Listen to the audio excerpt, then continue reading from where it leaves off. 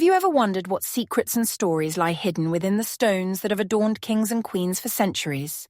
What dramas, triumphs, and transformations have diamonds and emeralds witnessed before becoming part of a nation's heritage? Today we will lift the veil on one of Europe's most magnificent treasuries and delve into the history of a truly breathtaking jewel of the Danish Crown, a luxurious diamond and emerald parure. Prepare to be dazzled not only by the brilliance of the gemstones, but also by the radiance of the history they carry. In the heart of Copenhagen, behind the austere walls of Rosenborg Castle, lies a collection that rivals the most renowned royal treasuries in the world. These are the Danish royal regalia and crown jewels. Among the multitude of jewellery masterpieces, a special place is held by the set known as the Emerald Parure. This is not merely a set of jewels, it is a symbol of continuity, power, and the enduring elegance of the Danish monarchy. Comprising a magnificent tiara, necklace, brooch, and earrings, this parure represents one of the most complete and impressive jewellery collections among European royal holdings. Its history traces back to the 18th century, to a queen whose name is still associated with luxury and refinement. We are referring to Sophie Magdalene of Brandenburg-Kulmbach, a German princess who became Queen of Denmark and Norway in 1721 upon her marriage to Crown Prince Christian, the future King Christian VI. Sophie Magdalene was known for her love of jewels, and she is credited with initially owning the emeralds that form the basis of the parure. The exact origin of these stones, whether they were part of her dowry, a gift from her husband, or acquired during her reign, remains a matter of historical debate. However, it is undeniable that her collection formed the core from which the current parure eventually emerged. Imagine the sparkle of these stones by candlelight at the balls of the 18th century Danish court, reflected in the eyes of the queen whose reign was marked both by the construction of magnificent palaces and by strict pietism. These emeralds witnessed the Baroque and Rococo eras in Denmark. It is important to understand that in the 18th century, jewels were often taken apart and remade according to changing fashions. It is quite likely that Sophie Magdalene's emeralds were initially part of completely different pieces of jewellery, perhaps massive corsage ornaments, popular at that time, or even part of formal attire. Upon Sophie Magdalene's death in 1770, her jewels, according to her will, were not dispersed but became part of the foundation of the future crown jewels, intended for use by the reigning queen. This act of foresight ensured the preservation of many historical stones for future generations of Danish monarchs. But how did these disparate 18th century stones transform into the harmonious ensemble we see today? This transformation is linked to another Danish queen and one significant event of the 19th century. Let us transport ourselves to 1839. Christian VIII, great-grandson of Christian VI and Sophie Magdalene, ascends the Danish throne. His wife, Queen Caroline Amalie of Schleswig-Holstein-Sonderburg, Augustenburg, was a woman of refined taste and understanding of the significance of royal regalia. She was to play a key role in shaping the emerald parure into its current form. In anticipation of the celebrations surrounding the anointing of the new royal couple in 1840, Denmark had abandoned traditional coronations. There arose a need to update and systematize the crown jewels, giving them an appearance befitting the grandeur of the moment and the aesthetics of the new era, the era of Romanticism and Neoclassicism. Queen Caroline Amalie entrusted this responsible task to the renowned Copenhagen jewellery firm C.M. Weishaupt & Sons. This firm enjoyed a well-deserved reputation and fulfilled orders for the royal court. The task was not easy. To take historical stones, including Sophie Magdalene's emeralds and numerous diamonds from the royal collection, and create from them a unified, harmonious, and impressive set. There is also a version that the remodelling was timed to coincide with the silver wedding anniversary of Christian VIII and Caroline Amalie, which also fell in 1840. This theory is supported by the design of the parure, in which motifs of ribbons and bows, often used as symbols of love and union, are clearly visible. Let us examine Weishaupt's creation in detail. The central element of the parure is, Undoubtedly, the tiara. This majestic ornament is made in a style that combines elements of neoclassicism and romanticism. Its base and structure are made of gold and silver. In the 19th century, diamonds were often set in silver to enhance their brilliance, sometimes with a gold backing. The design of the tiara is based on graceful scrolls, volutes, and plant motifs, palmettes and acanthus leaves intertwined with those symbolic ribbons. 26 large emeralds of exceptional quality are set into this openwork diamond structure. Their exact origin has not been established, but it is assumed that they are Colombian emeralds, famous for their rich green color and clarity. The cut of the stones is likely mixed. Some may have retained the old 18th century cuts, for example, rectangular step cut or cabochon. Others may have been recut by Weishaupt for greater brilliance in accordance with 19th century standards.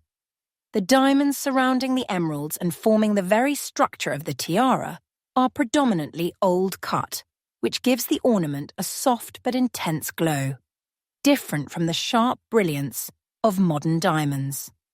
The tiara is quite tall and voluminous, creating a truly royal silhouette. Next is the necklace.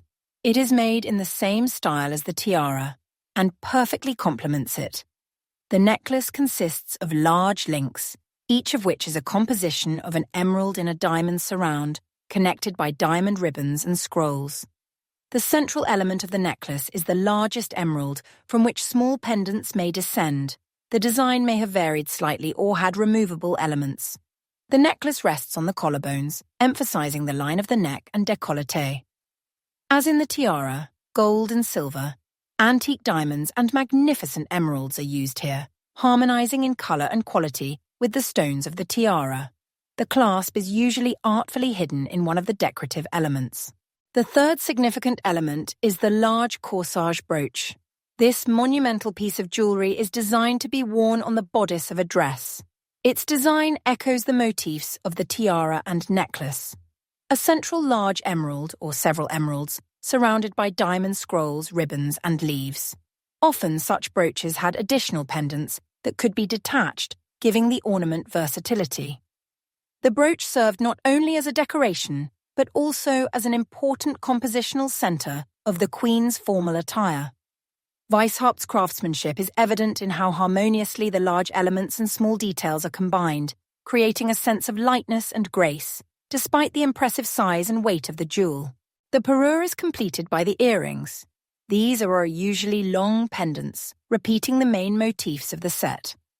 They consist of an upper element attached to the earlobe and a long, mobile pendant with emeralds and diamonds. The earrings frame the face, drawing attention to the eyes and emphasizing the wearer's stature. Like the other parts of the parure, they are made using top-quality emeralds and old-cut diamonds in gold and silver settings. Weishaupt's work in 1840 was not just the creation of new jewelry, but an act of preserving and reinterpreting historical heritage. He managed to breathe new life into old stones, creating an ensemble that became not only a reflection of the tastes of its time, but also an enduring symbol of the Danish monarchy. This magnificent set, born from the stones of the 18th century and the genius of the 19th century, awaited a special fate as only a select few could wear it. But who was granted the honor of wearing these emerald treasures after their grand transformation? And why do we not see them as often as other royal jewels? The fate of the emerald parure is inextricably linked to the status of the crown jewels. Unlike the personal jewelry of monarchs, which can be inherited, gifted, or sold, the crown jewels belong to the state and have strict rules for their use. They can only be worn by the reigning queen or queen consort and only within the territory of Denmark. They are prohibited from being taken outside the country. Furthermore, they are worn only on the most solemn occasions, state banquets, New Year's receptions for the diplomatic corps, important royal anniversaries, and weddings. These rules explain why the parure is seen relatively rarely, but each appearance becomes an event. After Caroline Amélie, the right to wear the parure passed to Guy's subsequent queen consorts. Louise of Hesse-Kassel, wife of Christian IX, Lovisa of Sweden, wife of Frederick VIII, and Alexandrine of Mecklenburg-Schwerin, wife of Christian X. However, there are not many documented testimonies or portraits where they are depicted specifically in the full emerald parure. Perhaps they preferred other jewels from the extensive royal collection, or the occasions for wearing such a grandiose set did not arise often. The true revival of the emerald parure is associated with the name of Queen Ingrid, wife of King Frederick IX and mother of the future Queen Margrethe II. Queen Ingrid, known for her impeccable style and deep respect for traditions, appreciated the historical and artistic value of this set. She began regularly wearing the parure to major state events, restoring its status as one of the most recognizable symbols of the Danish monarchy. As mentioned in the documentary, her daughter, Queen Margrethe II, particularly noted her mother's contribution to this revival. One of Queen Ingrid's most memorable appearances in the emeralds occurred in May of 1957 during the state visit of Queen Elizabeth II of Great Britain to Copenhagen. At a gala performance at the Royal Theatre, Queen Ingrid shone in the full parure, showcasing its splendor on the world stage. Her elegance, posture, and ability to wear such significant jewels became a benchmark. She wore the tiara with a high hairstyle, allowing the ornament to take center stage in the look, complementing it with evening gowns of restrained but noble designs. Queen Ingrid seemed to pass on the baton of love for these emeralds to her daughter.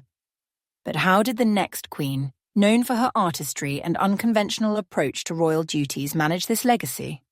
In January of 1972, after the death of King Frederick IX, his eldest daughter, Margrethe II, ascended the throne.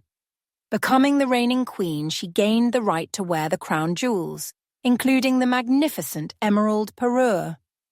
And Queen Margrethe, possessing not only refined taste, but also a deep understanding of symbolism and history, treated this treasure with great reverence. She continued the tradition established by her mother, wearing the parure at the most significant events of her long reign. Queen Margrethe II showcased the emerald parure at numerous state banquets in honor of heads of other states, at New Year's receptions at Christiansborg Palace, as well as at particularly important family celebrations. Her appearances in these emeralds always attracted attention. Margrethe II often chose evening gowns in rich colors, especially green, to combine with the parure, creating a stunning monochrome look that emphasized the depth of the emerald's color. One vivid example is the gala dinner in Copenhagen in May of 2004 on the occasion of the wedding of her son, Crown Prince Frederik, and Mary Donaldson. On this momentous day, the Queen shone in the full parure, worn with a magnificent gown. This was not just a choice of jewelry, but a symbolic gesture, emphasizing the importance of the event and the continuity of the monarchy. The tiara crowned her signature high hairstyle, the necklace adorned her décolleté, and the large brooch was pinned to the ribbon of the Order of the Elephant. Another memorable moment was the celebration of her own 70th birthday in April of 2010. At a gala concert in Copenhagen, Queen Margrethe reappeared in the emerald parure, this time with a stunning evening gown in a deep shade of green. This image became one of the canonical ones, demonstrating how harmoniously historical jewels and modern, within the framework of royal protocol, style can be combined.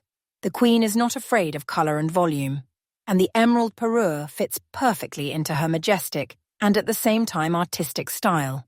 Also worth noting is her appearance at the New Year's reception for the diplomatic corps on January 1st, 2014, where she again chose a green dress and the full emerald parure. These receptions are among the most formal events in the Danish royal calendar, and the choice of these particular jewels underscores their highest status. Wearing the emerald parure for Queen Margrethe II is not just a demonstration of wealth or power. It is a tribute to the history of her family and her country, a visible symbol of the inseparable connection between the past, present, and future of the Danish monarchy. Each element of the parure, the tiara, necklace, brooch, earrings, is not just stones and metal. They are bearers of memory, witnesses of centuries. But what awaits these priceless emeralds next? What is their role in the 21st century after the recent changes on the Danish throne? The emerald parure, as an integral part of the Danish Crown jewels, continues to be stored in the treasury of Rosenborg Castle, available for public viewing when not in use by the Queen. Its value is immeasurable. Not only is it the cost of the magnificent emeralds and old-cut diamonds, but also its unique history, connection with several generations of Danish queens, and the craftsmanship of the jewelers of the Weishaupt house.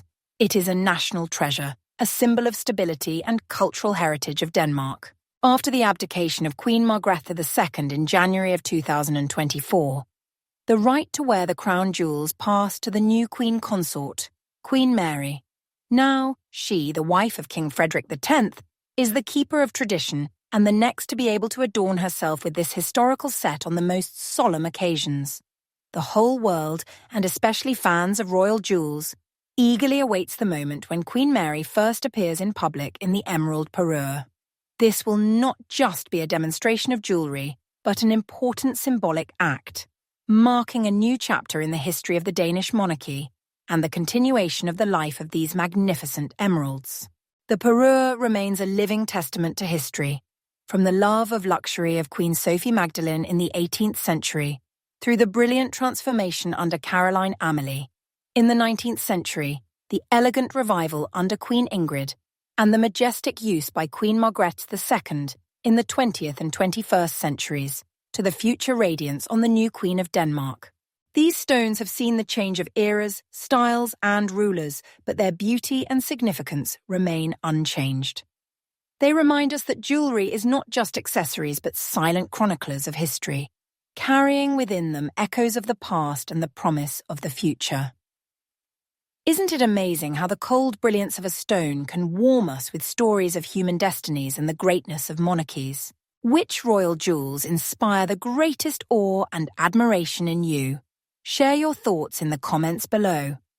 If you enjoyed this dive into the history of Danish treasures, don't forget to give it a like, subscribe to our channel, and hit the bell to not miss new stories about the most famous and mysterious jewels in the world. Thank you for watching.